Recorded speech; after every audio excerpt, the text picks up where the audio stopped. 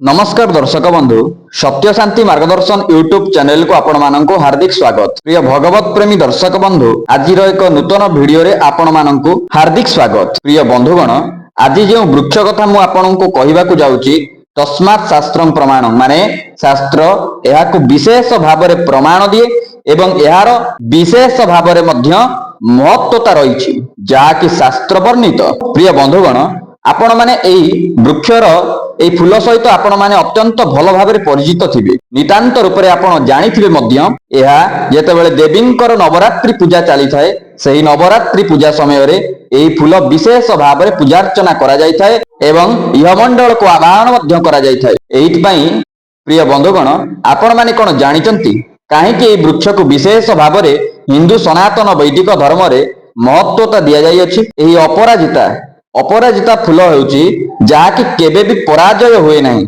एवं दर्शक बंधु यार एक अन्य एक नाम भी अच्छी। एई अन्य नामटी हेउची जहाँकि नीलकंठ जहाँकि स्वयं सांब शिव सदाशिव बाबा महादेवंकर एक अन्यतम नाम अटे। ओम ओंकार बिंदु संयुक्त नित्यं ध्यायन्ति योगिनः कामदं मोक्षदं शैव ओंकाराय नमो नमः। प्रिय बंधुगण ये जो अपराजिता फूलटी स्वतंत्र रूप से सांब शिव सदाशिव बाबा महादेवंकर अत्यंत रु अत्यंत प्रियर फूलटी। प्रिय बंधुगण ये अपराजिता पुणी दुर्गांकर अन्य एक नाम भी अटे जेहेतु यह स्वयं दुर्गांकर एवं महादेवंकर अत्यंत प्रिय एवं सांकेतिक फूलटीए सेइथिपई यह शिवशक्ति मिलनर एक अपूर्व संयोगर फूलटीए। खास सेइथिपई तो यह अत्यंत गुणकारी एवं चमत्कारी आपण माने प्रायतः सबु गाँ पुरपल्ली ठारे आपण माने देखिबाकू पाउथिबे एई अपराजिता फूलटी बहुल परिमाण रे आपणंकु मिली पारे किंतु वर्तमान भी यह लोप सदृश प्रायतः व्यक्ति विशेष यार उपकारिता चमत्कारिता गुण विषय रे भल भाव में बुझी नांती कि जानी नांती जद्वारा कि सेमाने सेमानंकर बाड़ी बगीचा रे याको स्थान देई नांती। किंतु प्रिय बंधुगण जदि आपण यार चमत्कारिता गुण एवं अद्भुत उपाय विषय रे आपण जानिबे देखिबे दर्शक बंधु आपण आपणक बाड़ी बगीचा रे याको स्थान न देई आदौ भी रही परिबे नाही। किंतु प्रायतः एई फूल काश्मीर ठारू कन्याकुमारी पर्यंत मध्य देखिबाकू मिली थाए एवं यह सब ऋतु रे मध्य देखिबाकू मिली थाए। प्रिय बंधुगण जदि आपण एहाकू सठिक विधि मते नियम पूर्वक यार उपायटी को आपण माने करिनियंती तेबे निश्चिंतर आपणकर समस्त दुख दुर्दशा दूर हेबा सहित आपणकर जीवन रे थिबा तमाम धनजनित समस्या मध्य अवश्य दूरीभूत होता है। तेबे प्रिय बंधुगण मु आज अपराजिता फूलर एक चमत्कारी गुण एवं उपाय बाबद आज वीडियो माध्यम आपणक आगे उपस्थापन रखी। प्रिय बंधुगण यही उपायटी को जानिबाकू हेले एवं करिबाकू हेले आपण माने सर्वप्रथम वीडियोटी को प्रारंभ रु शेष पर्यंत अवश्य देखंतु। आउ हाँ जदि आपण माने आम चैनल रे नुआ करि आसिचंती तेबे आमर एही सत्य शांति मार्गदर्शन यूट्यूब चैनल टी को सब्सक्राइब करि रखंतु पाखरे थिबा बेल आइकन टी को प्रेस करंतु जद्वारा कि आमर एही शास्त्रोक्त प्रमाण वीडियो गुड़िक आपणक पाखरे पहुंची पारिबो एवं आपण एहाकू परिवार क्षणी यार तुरंत बेनिफिट पाई परिबे एवं आपणक परिवार प्रत्येक सदस्य माने यार लाभान्वित होई परिबे। आ हां दर्शक बंधु वीडियो टी को गोटे लाइक करंतु शेयर करंतु कमेंट बॉक्स रे हर हर महादेव अवश्य लिखि दियंतु। आ दर्शक बंधु जदि आपण माने वीडियो टी को देखिबाकू आसिचंती खाली उपाय टी को जानि दउचंती विधिमत यार नियम किछि करू नांती तेबे या आपणकू निश्चिंत रूप से कौनसी कारीगरी विद्या सदृश फल देव नहीं। जदि आपण पूर्णता भाव में यह देखुचंती एवं यह आपणकर जीवन शैली मार्ग रे विधिवत भाव में आपण आणुचंती तो निश्चिंतर यह आपणकू एवं आपणकर प्रत्येक सदस्यंक उपरे धनर वर्षा कराइबो। प्रिय बंधुगण जदि आपण माने एही अपराजिता फूलर एक गुप्त उपाय विधिमत करूचंती तो निश्चिंतर आपणकर तमाम धनजनित समस्या तो दूर हेबा कथा ही होई थाए तत्सहित आपणकर ऋण कर्ज जनित समस्या मध्य अवश्य दूरीभूत होई थाए। प्रिय बंधुगण जेतेबेले कि आपण माने एही गुप्त उपायटी को करूचंती सेतेबेले आपण टिके ध्यान देबा उचित जेमिति कि आपण मानकु केही एही गुप्त उपाय करूथिला बेले କେହି ଡିଷ୍ଟର୍ବ କରିପାରିବେ ନାହିଁ। ଠିକ ସେହି ସତର୍କତାକୁ ଆପଣ ମାନେ ନିଶ୍ଚିନ୍ତ ଅବଲମ୍ବନ କରିବା ପାଇଁ ପଡିବ। ଆଉ ଯଦି ଆପଣଙ୍କୁ କିଏ ବାରମ୍ବାର ଡାକୁଛନ୍ତି କିମ୍ବା ଆପଣ ଯଦି କାହାଙ୍କ ସାଙ୍ଗରେ କଥା ହଉଛନ୍ତି ବା କିଏ ଆପଣଙ୍କୁ ଏହି ଗୁପ୍ତ ଉପାୟ କରିନେବାର ଜାଣିଛନ୍ତି, ତ ନିଶ୍ଚିନ୍ତ ରୂପରେ ଏହି ଉପାୟଟି ବିଘ୍ନ ହୋଇଯିବ, ଯଦ୍ୱାରା କି ଏହା କୌଣସି ପ୍ରକାରର ଫଳପ୍ରଦ ଆପଣଙ୍କୁ କରିବ ନାହିଁ। ଆଉ ଯଦି ଆପଣ ମାନେ ଏହାକୁ ଗୁପ୍ତ ଭାବରେ କରୁଛନ୍ତି, ତେବେ ନିଶ୍ଚିନ୍ତ ରୂପରେ ଏହା ଆପଣଙ୍କୁ ଅବଶ୍ୟ ଫଳ ପ୍ରଦାନ କରିବ। ପ୍ରିୟ ବନ୍ଧୁଗଣ, ଆପଣ ମାନେ ଅଳ୍ପ ବହୁତ ନିଶ୍ଚିନ୍ତ ରୂପରେ ଏହି ଅପରାଜିତା ଫୁଲ ବାବଦରେ ନିଶ୍ଚିନ୍ତ ରୂପରେ ଜାଣିଥିବେ। ଏହାକୁ ସଂସ୍କୃତ ଭାଷାରେ ବିଷ୍ଣୁ ପ୍ରିୟା କିମ୍ବା ବିଷ୍ଣୁ କାନ୍ତା ବୋଲି ବିବେଚନା କରାଯାଇଥାଏ। ଏହି ଅପରାଜିତା ଫୁଲଟିଏ କେବଳ ଆଉ କେବଳ ଶିବ ପାର୍ବତୀ, ଗଣେଶ ଏବଂ କାର୍ତ୍ତିକ ଭଗବାନ ମାନଙ୍କର ପ୍ରିୟ ନୁହେଁ, ବରଂ ସ୍ୱୟଂ ହନୁମାନ ଏବଂ ଶନି ମହାରାଜ ଏବଂ ଲକ୍ଷ୍ମୀ ନାରାୟଣ ମହାପ୍ରଭୁଙ୍କର ଏହା ଅତ୍ୟନ୍ତ ପ୍ରିୟର ଫୁଲଟିଏ ହୋଇଥାଏ। ତେବେ ଦର୍ଶକ ବନ୍ଧୁ, ଯଦି ଆପଣଙ୍କ ଗୃହରେ କୌଣସି ଅର୍ଥ ବାଧକ ସାଜୁଛି, ମାନେ ଅର୍ଥ ଆସିବାର ମାର୍ଗ ଆପଣଙ୍କର ପ୍ରଶସ୍ତ ହେଉନାହିଁ, ତେବେ ଏହାର ପୂଜା ବିଧିବତ ଭାବରେ ମୁଁ ଏଇ ଯୋଉ ଭିଡିଓ ମାଧ୍ୟମରେ ଆପଣଙ୍କୁ କହିବା ପାଇଁ ଯାଉଛି, ଯଦି ସେହି ବିଧି ଅନୁସାରେ ଆପଣ କରିନିଅନ୍ତି, ସ୍ୱୟଂ ଏହି ଲକ୍ଷ୍ମୀକାନ୍ତା ମାନେ ଏହି ଫୁଲଟିର ନାମ ହଉଛି ଲକ୍ଷ୍ମୀକାନ୍ତା, ଯାହାକୁ ଆପଣ ମାନେ ଓଡିଆ ଭାଷାରେ ଅପରାଜିତା ବୋଲି କହୁଛନ୍ତି। ଏହି ଲକ୍ଷ୍ମୀକାନ୍ତା ସ୍ୱୟଂ ସ୍ୱତଃ ରୂପରେ ଆପଣଙ୍କ ରୂପରେ ଲକ୍ଷ୍ମୀଙ୍କୁ ଆବାହନ କଲା ପରିକା ଆପଣଙ୍କ ଗୃହରେ ଆସ୍ଥାନ ସ୍ଥିର ରୂପରେ କରିଥାନ୍ତି। ତେବେ ଦର୍ଶକ ବନ୍ଧୁ, ଏବେ ଆସନ୍ତୁ ଆମେ ଜାଣିବା ପାଇଁ ପାଇବା କଣ ସେହି ସବୁ ଉପାୟ ଏହି ଅପରାଜିତାର, ଯାହାକି ଆପଣ ମାନେ କରିବା ଦ୍ୱାରା ଆପଣଙ୍କର ତମାମ ସମସ୍ୟା ଦୂର ହୋଇଯିବ ଏବଂ ଆପଣଙ୍କ ଗୃହକୁ ଧନର ଆଗମନ କରାଇଥାଏ। ପ୍ରଥମ 1 ନମ୍ବର ହେଉଛି ଆପଣଙ୍କ ଗୃହର ସମସ୍ତ ଚାତୁର୍ପାର୍ଶ୍ୱିକ ଯୋଉ ଗୃହକୁ କିଏ ବନ୍ଧନ କରିଥାଉ କିମ୍ବା କୌଣସି ପ୍ରକାର ତନ୍ତ୍ର ମନ୍ତ୍ର କରିଥାନ୍ତୁ କିମ୍ବା କୌଣସି ପ୍ରକାରର ଯଦି ଧନ ଜନିତ ସମସ୍ୟା ଆପଣଙ୍କ ଗୃହକୁ ଦେଖାଯାଉଅଛି, ଏ ତମାମ ସମସ୍ୟାରୁ ଦୂରୀକରଣ ପାଇଁ ଏହି ଅପରାଜିତା ଫୁଲ ହେଉଛି ସର୍ବସମର୍ଥ।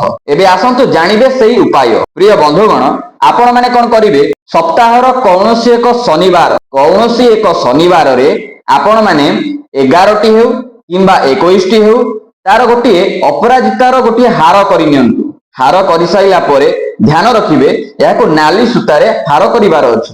ଆପଣ ଏହାକୁ ନାଲି ସୂତାରେ ହାର କରିସାରିଲା ପରେ ଶନିବାର ଦିନ ରାତ୍ର ସମୟରେ ଯେତେବେଳେ କି ଆପଣ ସନ୍ଧ୍ୟା ଆରତି ସାରିଥିବେ ପ୍ରଭୁଙ୍କର ଗୃହରେ, ତ ଆରତି ପରେ ଆପଣ କଣ କରିବେ, ଆପଣଙ୍କର ମୁଖ୍ୟ ଦ୍ୱାରରେ, ଆପଣଙ୍କ ଗୃହର ମୁଖ୍ୟ ଦ୍ୱାରରେ ସେଇ ହାରଟିକୁ ଟାଙ୍ଗି ଦିଅନ୍ତୁ। ଏହା କରିବା ଦ୍ୱାରା ଆପଣଙ୍କ ଗୃହରେ ଥିବା ନଜରବନ୍ଦୀ ହେଉ, ଭୂତ ପ୍ରେତର ବାଧା ହେଉ କିମ୍ବା କୌଣସି ପ୍ରକାର ତନ୍ତ୍ରୋକ୍ତ କ୍ରିୟା ଯଦି ଆପଣଙ୍କ ଗୃହରେ ଅଛି, ସେ ସମସ୍ତ କ୍ରିୟାକୁ ଖଣ୍ଡୀଭୂତ କରିବା ପାଇଁ ହେଉ କିମ୍ବା ଆପଣଙ୍କ ଗୃହରେ ଥିବା ସମସ୍ତ ପ୍ରକାରର ନକାରାତ୍ମକ ଶକ୍ତିର ଊର୍ଜାକୁ ଖଣ୍ଡନ କରିବା ହେଉ, ଏହି ଉପାୟଟି ହେଉଛି ସର୍ବସମର୍ଥ। ପ୍ରିୟ ବନ୍ଧୁଗଣ, ଯଦି ଆପଣ ମାନେ ଏହି ଉପାୟଟିକୁ ଆପଣଙ୍କ ଗୃହରେ କରୁଛନ୍ତି ଏବଂ ଏହାକୁ ଶନିବାର ରାତ୍ର ସମୟରେ କରୁଛନ୍ତି, ଯଦି ରାତ୍ର ସମୟ ଜାଣିପାରୁନାହାନ୍ତି, ତେବେ ଆପଣ ମାନେ 6:30ରୁ ରାତ୍ର 9ଟା ମଧ୍ୟରେ କରିପାରିବେ। ଏହା ଦ୍ୱାରା ଆପଣଙ୍କର ସମସ୍ତ ବାଧା, ସମସ୍ତ ସମସ୍ୟା ଦୂରୀକରଣ ହେବା ସହିତ ଆପଣଙ୍କ ଗୃହକୁ ଧନ ଆସିବାର ମାର୍ଗ ମଧ୍ୟ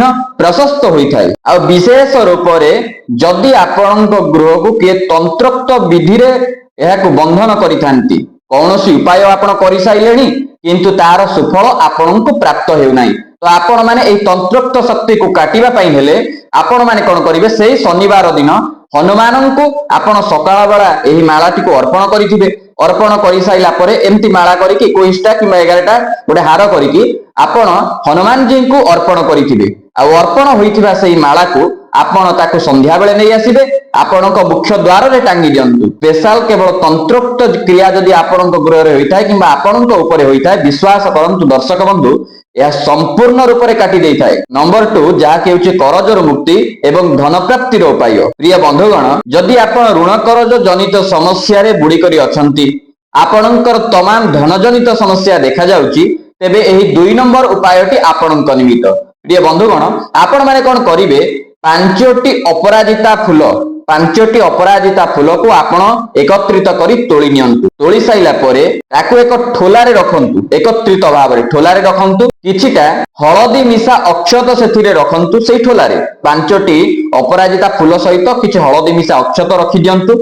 ଏବଂ ଏହାକୁ ରାତ୍ର ସମୟରେ ଏକ ପ୍ରବାହିତ ନଦୀରେ ଆପଣ ଏହାକୁ ବିସର୍ଜନ କରିଦିଅନ୍ତୁ। ବିସର୍ଜନ କଲା ବେଳେ ଆପଣ ମାନେ ଏତିକି ଧ୍ୟାନ ରଖିବେ ଏହି ଗୁପ୍ତ ଉପାୟକୁ କରୁଥିଲା ବେଳେ ଆପଣଙ୍କୁ ଯେମିତି କେହି ନ ଦେଖନ୍ତି କିମ୍ବା ଆପଣଙ୍କୁ କେହି ନ ପଚାରନ୍ତି ଯେ କାହିଁକି ଉପାୟଟି କରୁଛ। ତ ନିଶ୍ଚିନ୍ତ ରୂପରେ ଦର୍ଶକ ବନ୍ଧୁ ବିଶ୍ୱାସ କରନ୍ତୁ, ନା କି କେବଳ ଏହା ଆପଣଙ୍କର ଧନଜନିତ ସମସ୍ତ ସମସ୍ୟାକୁ ଦୂରୀକରଣ କରିଥାଏ, ବରଂ ଆପଣଙ୍କର ବୁଡି ରହିଥିବା ଯୋଉ ଋଣ କରଜରେ ଆପଣ ବୁଡି କରି ଅଛନ୍ତି ତମାମ ବହୁତ ପୁରୁଣା ଦିନରୁ ଦେଖିବେ, ସେ ପୁରୁଣାରୁ ପୁରୁଣା ଋଣ କରଜ ମଧ୍ୟ ଆପଣଙ୍କର ନିଶ୍ଚିନ୍ତ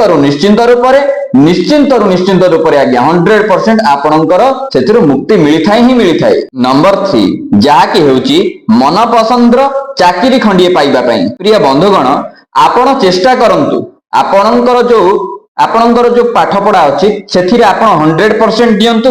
ତତ୍ପରେ ଆପଣ এই ଉପାୟଟି କରନ୍ତୁ, ଦେଖିବେ ଆପଣଙ୍କୁ ନିଶ୍ଚିନ୍ତ ଏହାର ଫାଇଦା ମିଳିବ। ଆପଣ ମାନେ କଣ କରିବେ, ପ୍ରତ୍ୟେକ ଦିନ ଆପଣ କଣ କରିବେ, ସ୍ନାନାଦି କର୍ମରୁ ନିବୃତ୍ତ ହୋଇସାରିବେ। ନିବୃତ୍ତ ହୋଇସାରିଲା ପରେ ପ୍ରତ୍ୟେକ ଦିନ 7ଟି ହେଉ ନଚେତ 1ଟି ମାନେ ଗୋଟିଏ, ସେଇ ଗୋଟିଏ ହେଉ କିମ୍ବା 7ଟି ହେଉ ଫୁଲକୁ ଆପଣ କଣ କରିବେ, ପ୍ରତ୍ୟେକ ଦିନ ଦୁର୍ଗା ହୁଅନ୍ତୁ କିମ୍ବା ସ୍ୱୟଂ ପାର୍ବତୀ ହୁଅନ୍ତୁ ତାଙ୍କୁ ଆପଣ এই ଫୁଲକୁ ଅର୍ପଣ କରନ୍ତୁ। ପ୍ରତ୍ୟେକ ଦିନ ଆପଣଙ୍କୁ କରିବା ପାଇଁ ପଡିବ।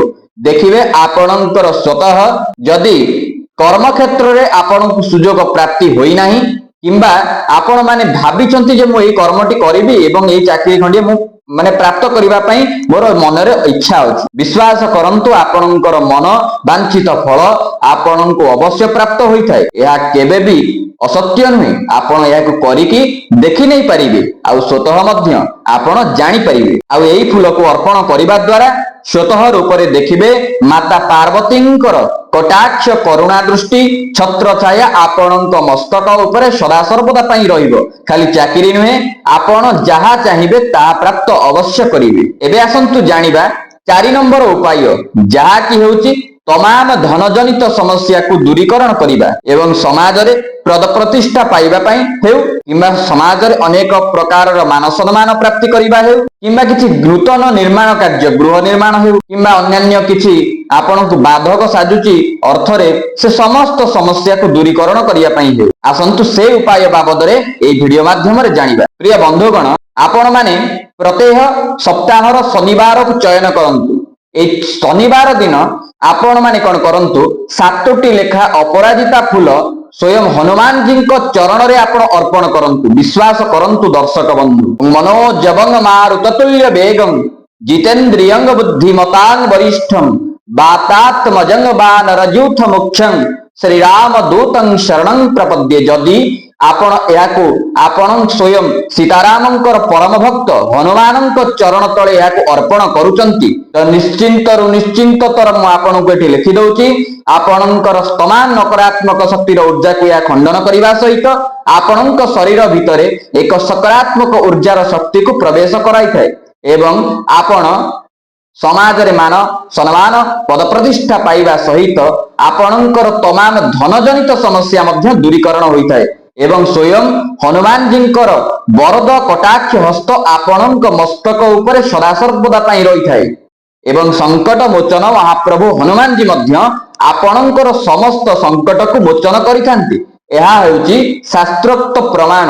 ତସ୍ମାତ୍ ଶାସ୍ତ୍ର ପ୍ରମାଣ, ଶାସ୍ତ୍ର ଏହାକୁ ନିପୁଣ ଭାବରେ ପ୍ରମାଣ ଦେଇଛି ଯେ ଅପରାଜିତା ଫୁଲର ଏକ ସ୍ୱତନ୍ତ୍ର ନିଆରା ଉପାୟ ଆପଣଙ୍କ ଜୀବନକୁ ବଦଳାଇ ପାରେ। ଆପଣ ମାନେ ଏହା ସହିତ ଏବେ ଅନଭିଜ୍ଞ ଅଛନ୍ତି। ଯଦି ଆପଣ এই ଉପାୟକୁ କରନ୍ତି ତେବେ ନିଶ୍ଚିନ୍ତ ରୂପରେ ନିଶ୍ଚିନ୍ତତର ଆଜ୍ଞା ଏହି ଉପାୟର ନିଶ୍ଚିନ୍ତ ଚମତ୍କାରିତା ଗୁଣକୁ ଜାଣିପାରିବେ। ଆଉ ଦର୍ଶକ ବନ୍ଧୁ, ମୁଁ ଆପଣଙ୍କୁ ଗୋଟେ ଶେଷ ଉପାୟ କହୁଛି। ଯଦି ଆପଣ ମାନେ ଏବେ ଭାବୁଛନ୍ତି ଏ ସମସ୍ତ ଯୋଉ 4ଟି ଉପାୟ କହିଲି, ଆପଣ ମାନେ ଭାବୁଛନ୍ତି ମୁଁ ମାତା ପାର୍ବତୀଙ୍କୁ ଦେବି ନା ଏଠି ହନୁମାନଙ୍କୁ ଦେବି, ମୁଁ ଆପଣଙ୍କୁ ଏତିକି କଥା କହୁଛି, ଆପଣ ମାନେ ଯଦି ପ୍ରତ୍ୟେକ ମଙ୍ଗଳବାର ସପ୍ତାହର ମଙ୍ଗଳବାର ଦିନ ଆପଣ କଣ କରିବେ, ହନୁମାନଙ୍କୁ ନାଲି ସିନ୍ଦୁର ଅର୍ପଣ କରିବା ସହିତ ଆପଣ 7ଟି କିମ୍ବା 1ଟି ଫୁଲ ଆପଣ ହନୁମାନଙ୍କର ସେଇ ଫଟଚିତ୍ରର ତଳେ ଆପଣ ସେଇ ଫୁଲକୁ ଅର୍ପଣ କରୁଛନ୍ତି ତ ନିଶ୍ଚିନ୍ତତର ଆପଣଙ୍କ ଉପରେ ସ୍ୱୟଂ ମାତା ପାର୍ବତୀ ଅତ୍ୟନ୍ତ ପ୍ରସନ୍ନ ହେବା ସହିତ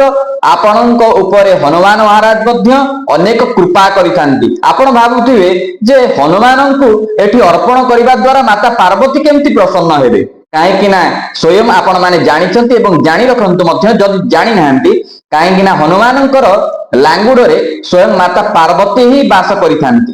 ଯଦି ଆପଣ ଏହାକୁ ବିଧି ମତେ ଆପଣ ଅର୍ପଣ କରୁଛନ୍ତି ଏ ଫୁଲଟିକୁ, ସ୍ୱୟଂ ମାତା ପାର୍ବତୀ ଆପଣଙ୍କ ଉପରେ ପ୍ରସନ୍ନ ହୋଇଥାନ୍ତି। ସେଥିପାଇଁ ତ ଗୋଟେ କଥା କୁହାଗଲା ହନୁମାନ ଚାଳିଶାର ଗୋଟେ ଚଉପାଇରେ, ଔରୁ ଦେବତା ଚିତ୍ତନ ଧରଇ ହନୁମନ୍ତ ସେଇ ସର୍ବସୁଖ କରଇ। ଯଦି ଆପଣ ମାନେ ହନୁମାନଜୀଙ୍କ ଶରଣାତ୍ପନ୍ନ ହୋଇ ଆପଣ এই ଫୁଲକୁ ଅର୍ପଣ କରିବା ସହିତ ଆପଣଙ୍କର ଦୁଃଖ ସମସ୍ୟାକୁ ଆପଣ ପ୍ରଭୁଙ୍କ ଆଗରେ ବଖାଣୁଛନ୍ତି, ତ ନିଶ୍ଚିନ୍ତ ରୂପରେ ସଂକଟ ମୋଚନ ହନୁମାନଜୀ ଆପଣଙ୍କର ସମସ୍ତ ସଂକଟକୁ ଅବଶ୍ୟ ଦୂରୀକରଣ କରିଥାନ୍ତି। ଏହା ହେଉଛି ଚାକ୍ଷୁଷ ପ୍ରମାଣର ଉପାୟ। ଯଦି ଆପଣ ଏହାକୁ କରିନେଉଛନ୍ତି ତେବେ ନିଶ୍ଚିନ୍ତତର ଆପଣଙ୍କ ନିମିତ୍ତ ଏବଂ ଆପଣଙ୍କ ପରିବାର ପ୍ରତ୍ୟେକଟି ବର୍ଗମାନଙ୍କ ପାଇଁ ହିତମଙ୍ଗଳ। ତ ଦର୍ଶକ ବନ୍ଧୁ ଆଜି ପାଇଁ ବାଣିକି ବିରାମ ଦେବା। ରହୁଛି ନମସ୍କାର। ଜୟ ଶ୍ରୀରାମ।